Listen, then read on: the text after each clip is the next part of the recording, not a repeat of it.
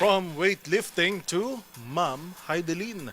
Isang panibagong milestone ang nadagdag sa karera ni Olympic gold medalist Heidelin Diaz matapos i-anunsyo ang kanyang pagtuturo sa University of the Philippines, Diliman. Ang mga detalye sa pagtutok ni Matchpoint Mili Borja. Opisyal ng kasapi ang kauna-unahang Olympic gold medalist ng Pilipinas na si Heidelin Diaz sa hanay ng mga guro ng University of the Philippines, Diliman. Ayon sa universidad, dumalo si Ma'am Heidelin sa Teaching Effectiveness Course na isinagawa ng UP Diliman Office for the Advancement of Teaching mula January 12 hanggang 15 bilang paghahanda sa kanyang pagtuturo sa College of Human Kinetics. Layunin ng TEC na paunlarin ang kakayahan sa pagtuturo ng mga bagong faculty member at teaching assistant ng universidad.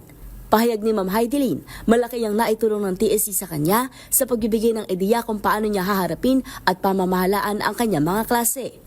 Itinalaga si Ma'am Heidelin upang mangasiwa ng dalawang PE2 weightlifting classes sa ikalawang semester ng school year 2025 to 2026.